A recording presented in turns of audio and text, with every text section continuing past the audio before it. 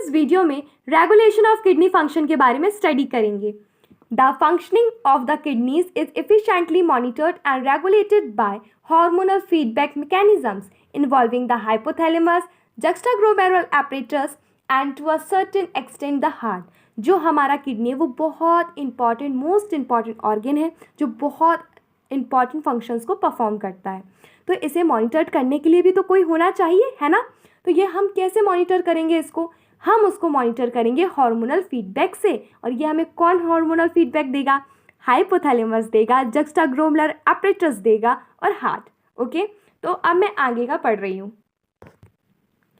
ADH anti diuretic hormone. हम क्या करेंगे बच्चों के पहले बहुत इजीली पहले शॉर्ट नोट से समझेंगे, देन हम एनसीईआरटी को भी रीड कर लेंगे। Okay, excessive loss of fluid from body. जब एक्सेसिव लॉस होने लगता है फ्लूइड का हमारे शरीर से, तो जो हमारे ऑस्मोरिसेप्टर्स होते हैं वो एक्टिवेट हो जाते हैं। और जब ऑस्मोरिसेप्टर्स एक्टिवेट हो जाते हैं तो वो क्या करते हैं कि वो हाइपोथैलेमस को जाके बताते हैं कि जो फ्लूइड है उसका एक्सेसिव लॉस हो रहा है। तो हाइपोथैलेमस क्या रिलीज करता है? ADH रिलीज करता है। ऑफ कोर्स हम इसी के बारे में पढ़ रहे हैं। From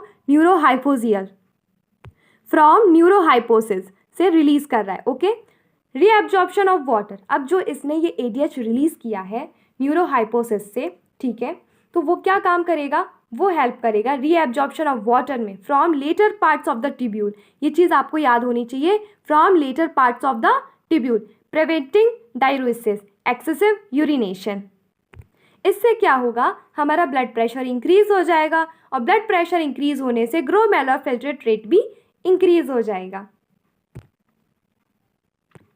Osmoreceptors in the body are activated by changing in the blood volume।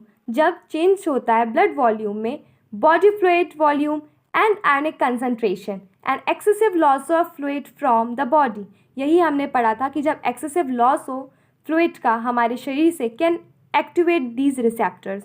वो रिसेप्टर्स को क्या करता है? एक्टिवेट कर देता है, which stimulate the hypothalamus to release ADH। ये क्या रिलीज करने लगता है? ADH करने लगता है, जो कि है वैसोप्रेसिन फॉर्म द न्यूरोहाइपोसिस। जो न्यूरोहाइपोसिस है बच्चा, वो पोस्टीरियर पिट्यूटरी वाला पार्ट है।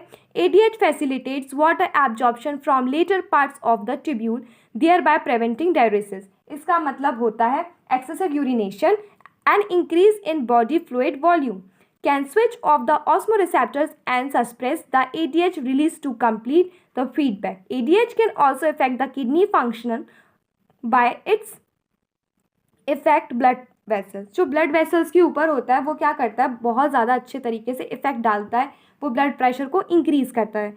This cause in increase in blood pressure and increase in blood pressure can increase the glomerular blood flow and thereby the GFR। ये सीधी सी ये बात कह रहा है कि जब बॉडी का एक्सेसिव लॉस होगा तो एक्टिवेट हो जाएंगे रिसेप्टर्स। तो जो हाइपोथैलेमस है वो एक्टिवेट कर देगा किसको? मतलब जो हाइपोथैलेमस है वो ये वाले हार्मोन को बनाता है, ठीक है, और जो न्यूरोहाइपोसिस है वो इसको रिलीज कर देगा, ठीक है। इसके रिलीज होने से क्या होगा कि वाटर रीएब्जॉर्प्शन हो जाएगा later part of the tubule में, जो कि प्रिवेंट करता है डाययूरेसिस, मतलब एक्सेसिव यूरिनेशन को प्रिवेंट करता है। और यहाँ पे फिर ब्लड प्रेशर इंक्रीज हो जाएगा। ब्लड प्रेशर के इंक्रीज होने से GFR इंक्रीज हो जाएगा। अब हम पढ़ेंगे रास के बारे में। Renin angiotensin aldosterone system activate due to fall in GFR glomerular filtrate rate. जो हमारा जब GFR जो होता है वो कम हो जाता है, उस समय हमारा जो रास होता है वो एक्टिवेट हो जाता है। जो हमारा जक्स्टाग्लोमेरुलर apparatus है वो दो प्रकार के सेल से बना हुआ है। म्यूकोसा डेंसा DCT के सेल हैं, जो कि एफरेंट आर्ट्रियोल। जो हमारा जक्स्टाग्लोमेरुलर apparatus है वो दो प्रकार के सेल से बनता है, ठीक है। DCT के कुछ सेल आसपास इकट्ठे हो जाते हैं। वैसे तो DCT क्यूबॉइडल सेल का बना होता है, लेकिन यहाँ पर कुछ आसपास के सेल इकट्ठे हो जाते हैं जो अब क्यूबॉइडल नहीं दिखते। उन सेल को कहते हैं म्यूकोसा डेंसा, ठीक है। जब हमारे जो ब्लड प्रेशर है, जब हमारा ब्लड प्रेशर डिक्रीज होता है तो GFR फॉल हो जाता है, GFR भी घटने लगता है, ग्लोमेरुलर फिल्ट्रेट रेट घटेगा। और ये बात कौन पहचान लेता है? म्यूकोसा डेंसा पहचान लेता है। उसके पास एक कैपेसिटी होती है पहचानने की, म्यूकोसा डेंसा के पास, कि वो GFR जब कम होता है तो वो इस बात को पहचान लेता है। और जब वो इस बात को पहचान लेता है तो वो किसको बताता है? एफरेंट आर्ट्रियोल को ये बात बताता है कि सुनो सुनो, जो हमारा जीएफआर है वो तो कम हो गया, कुछ तो करो कुछ तो करो। तो जब वो ऐसे बोलता है कि कुछ तो करो, तो वो क्या रिलीज करता है, रेनिन रिलीज करता है। कहाँ पे, ब्लड में रिलीज कर देता है। इससे क्या होता है कि जो हमारा एंजियोटेंसिनोजन इनएक्टिव फॉर्म में लीवर में बैठा होता है, कहाँ पर होता है बच्चों, ये लीवर में इनएक्टिव फॉर्म में रहता है, तो ये रेनिन के प्रेजेंस में एंजियोटेंसिन 1 में कन्वर्ट हो जाता है। देन फर्दर ये कन्वर्ट होता है एंजियोटेंसिन 2 में। ठीक है, अब एंजियोटेंसिन की ये एक पावरफुल बात होती है, ये खास बात होती है कि पावरफुल वैसोकॉन्स्ट्रिक्टर होता है जो कि ब्लड प्रेशर को इंक्रीज कर देता है। एंजियोटेंसिन सेकेंड पावरफुल वैसोकॉन्स्ट्रिक्टर होता है, ब्लड प्रेशर को इंक्रीज करता है। इसके इंक्रीज होने से क्या हो जाता है, ग्लोमेरुलर ब्लड प्रेशर भी इंक्रीज होता है और इंक्रीज हो जाता है ना जीएफआर। जीएफआर का मतलब होता है ग्लोमेरुलर फिल्ट्रेट रेट। ये एक्टिवेट करता है एड्रिनल कॉर्टेक्स को। ये एड्रिनल कॉर्टेक्स एक ग्लैंड होता है बच्चों जो किडनी के ऊपर प्रेजेंट होता है। मैं जिस ग्लैंड की बात कर रही हूँ वो ये रहा। ये जो आप किडनी देख रहे हो इसके ऊपर ये ट्रायंगल टाइप का ताज इसने जो पहना हुआ है बच्चों, यस, ये वही ग्लैंड है जिसके बारे में हम बात कर रहे हैं। Activates adrenal cortex. एल्डोस्टेरोन जो कि क्या काम करता है, reabsorption of Na+ and water distal part of the tubule.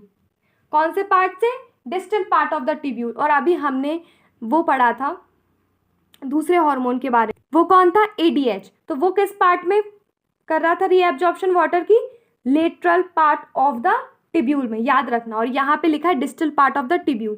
और ये इंक्रीज करता है ग्लोमेरुलर ब्लड प्रेशर को जो कि जीएफआर को भी इंक्रीज कर देगा। जो हमारे जस्टर ग्लोमेरुलर एपरेटस है वो कॉम्प्लेक्स रेगुलेटरी रोल प्ले करता है।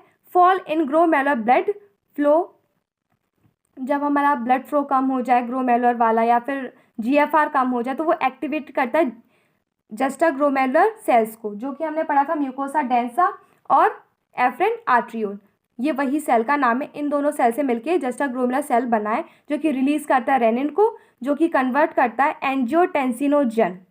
ये इनएक्टिव फॉर्म में लीवर में प्रेजेंट होता है और ये कन्वर्ट करता है एंजियोटेंसिनोजन 1 और फिर उसको वो कन्वर्ट करता है फर्दर एंजियोटेंसिनोजन 2 जो कि एक पावरफुल वैसोकॉन्स्ट्रिक्टर है, यानी ब्लड प्रेशर इंक्रीज करेगा।